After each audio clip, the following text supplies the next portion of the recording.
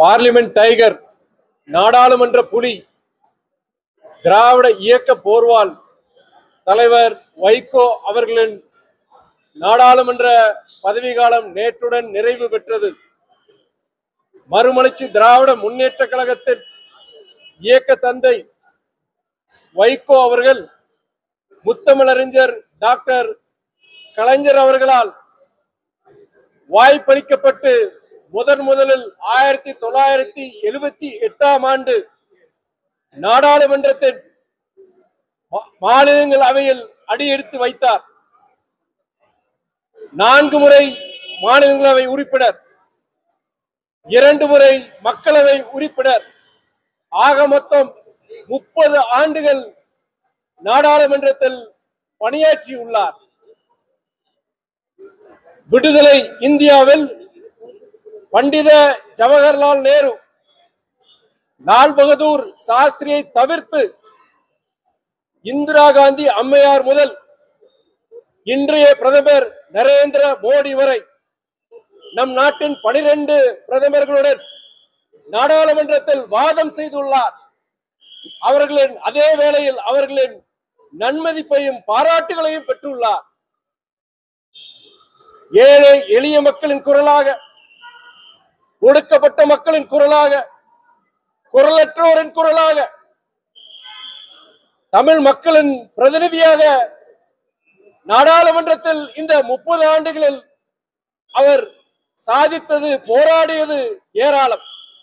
அதில் சிலவற்றை இவ்வேளையில் இன்றைய தலைமுறைக்கு நான் நினைவூட்ட விரும்புகின்றேன். 20 ஆண்டுகளுக்கு முன்பு நதிநீர் இணைப்பு, அதை பற்றி சிந்திக்காத வேளையில், நதிநீர் இணைப்பு சாத்தியப்படாது என்று கூறிய வேளையில், நதிநீர் இணைப்புக்காக முதலில் நாடாளுமன்றத்தில் தனிநபர் மசோதாவை கொண்டு வந்தவர் நம் வைகோ. நம்முடைய தொப்புள் கொடி உறவுகள் ஈழத் தமிழர்களுக்காக அதிக முறை, கிட்டத்தட்ட 13 முறை சிறப்பு கவன ஈர்ப்பு தீர்மானத்தை கொண்டு வந்தவர் நம் வைகோ. ஈழ மக்களின் குரலாக, மேதகு அவர்களின் குரலாக நாடாளுமன்றத்திலும் மக்கள் மன்றத்திலும் ஐநா மன்றத்திலும் ஒலித்தவர் நம் வைகோ. நாடாளுமன்றத்தின் மைய மண்டபத்தில் விடுதலை போராட்ட வீரர்களின் படங்கள் இருக்கின்றன, பல தலைவர்களின் படங்கள் இருக்கின்றன. ஆனால் விடுதலை அடைந்த பிறகு 40 ஆண்டுகள் கழித்தும் இந்திய அரசியல் சாசனத்தை இயற்றிய அண்ணல் அம்பேத்கர் அவர்களின் திருவுருவ படம் மைய மண்டபத்தில் இல்லையே. அண்ணல் அம்பேத்கரின் படத்தை வைத்தால் நாடாளுமன்றம் தீட்டுப்படுமா என்று அன்று புலியென கர்ஜித்தார். அதன் விளைவாக அன்றைய பிரதமர், சமூக நீதி காவலர் ஐயா விபி சிங் மூலமாக அன்று கிட்டத்தட்ட 40 ஆண்டுகள் கழித்து அண்ணல் அம்பேத்கரின் திருவுருவ படம் நாடாளுமன்றத்தின் மைய மண்டபத்தில் திறக்கப்பட்டது. அதற்கு காரணமானவர் தலைவர் வைகோ அவர்கள். மே 1 தொழிலாளர் தினம் நாடு முழுவதும் விடுமுறை நாளாக அறிவிக்க வேண்டும் என்று 1990ஆம் ஆண்டு ஏப்ரல் 30 நாடாளுமன்றத்தில் முழங்கியவர் நம் தலைவர் வைகோ. அதன் விளைவாக அடுத்த நாள் அன்றைய பிரதமர் விபி சிங் அவர்கள் நாடு முழுவதும் மே 1 தொழிலாளர் தினம் விடுமுறை நாளாக அறிவிக்கப்பட்டது.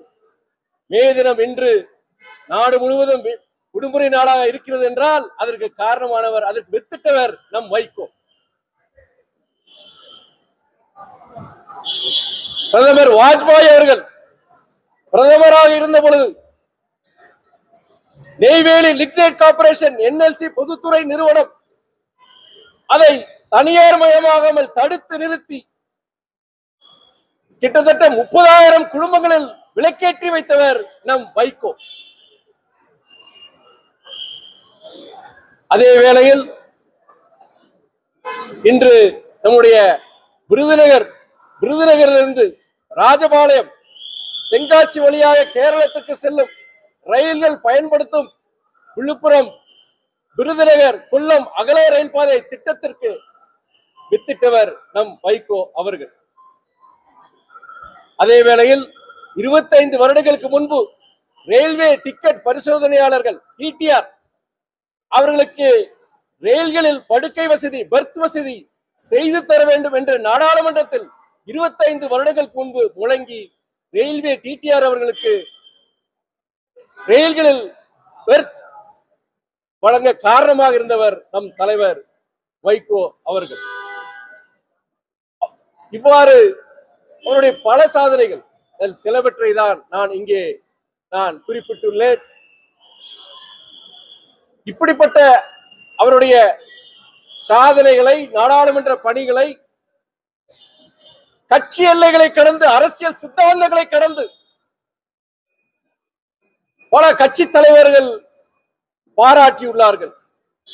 அவர்களுக்கு எல்லாம் மறுமலர்ச்சி திராவிட முன்னேற்ற கழகத்தின் தொண்டர்கள்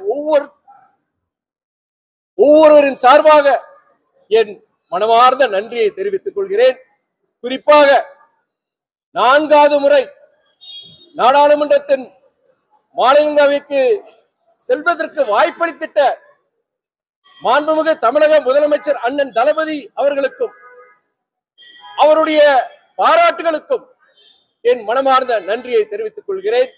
மேலும் பாஜக தலைவர் திரு நட்டா அவர்கள், அதிமுகவின் நாடாளுமன்ற உறுப்பினர் அண்ணன் தம்பித்துரை, திராவிட முன்னேற்ற கழகத்தின் நாடாளுமன்ற உறுப்பினர் அண்ணன் திருச்சி சிவா,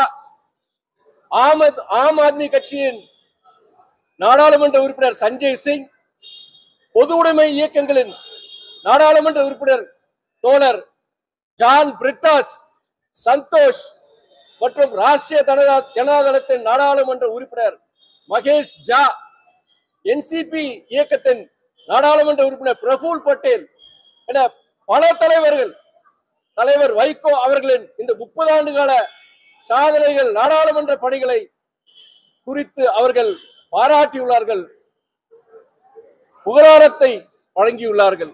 அவர்கள் அனைவருக்கும் இவ்வேளையில் என் மனமார்ந்த நன்றியை நான் தெரிவித்துக் கொள்கின்றேன். தலைவருடைய பல சாதனைகள் நாடாளுமன்ற சிலவற்றை நான் இங்கே குறிப்பிட்டுள்ளேன்.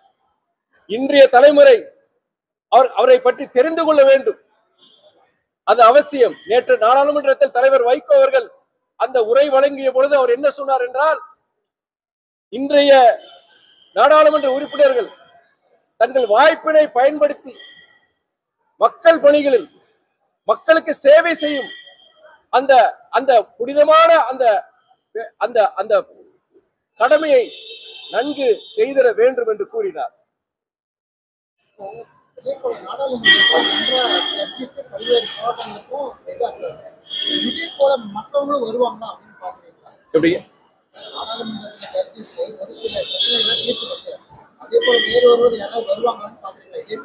கண்டிப்பா வருவாங்க.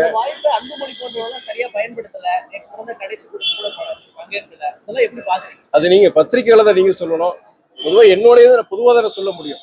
யாரா இருந்தாலும் சரி, நாடாளுமன்ற உறுப்பினராலும் சரி, சட்டமன்ற உறுப்பினராலும் சரி, ஒரு பஞ்சாயத்து பிரசிடென்ட் இருந்தாலும் சரி, அந்த கிடைக்கும் வாய்ப்பை பயன்படுத்தி கொண்டு மக்கள் சேவை ஆற்றிட வேண்டும்ங்கிறதா தலைவர் நேற்று சொல்லியிருக்கிறார். என்னுடைய கருத்து அதான். இவர் செய்யல, இவர் செய்யக்கூடாதுன்னு கிடையாது, செய்யலன்னு சொல்லக்கூடாது, சொல்லாம எல்லாரும் கொடுத்த அந்த வாய்ப்பை நல்லா பயன்படுத்திட்டு அவர் சொல்றதை நான் சொல்ல முடியும். ஆமா, அவருக்கு வாழ்த்துக்கள்ங்க. அவருக்கு ஒரு நல்ல ஒரு வாய்ப்பு இந்த தடவை. அவர் அங்க தமிழ்நாட்டு மக்களுடைய அந்த உரிமைகளை காப்பதற்கும் தமிழ்நாட்டு பெற்றிட வேண்டிய அந்த திட்டங்கள் குறித்தும் அவர் அங்க பேசுவார், கண்டிப்பா பேசுவார். அந்த நம்பிக்கை இருக்கு.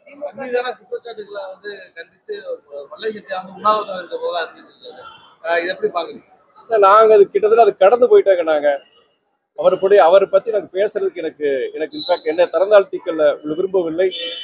நாங்களே என்ன சொல்லியிருக்கோம், அது கடந்து செல்வோம் சொல்லியிருக்கோம். அடுத்த செப்டம்பர் 15 எங்களுடைய மாநாடு தமிழ்நாடே திரும்பி பார்க்குற அளவுக்கு திருச்சியில நாங்க மிகப்பெரிய ஒரு மாநாடு நடத்த போறோம். நாங்க அதுக்குண்டான ஏற்பாடுகள் அடுத்து இன்னைக்கு உங்களுக்கே தெரியும், அடுத்த ஆண்டு சட்டமன்ற தேர்தல் வருது. இயக்கத்துடைய அந்த கட்டமைப்பை வலுப்படுத்துறதுக்கு சொன்னாலும் அந்த முயற்சியில தான் ஈடுபடுன்னு சொல்லி எல்லாருக்கும் நாங்க சொல்லியிருக்கோம்.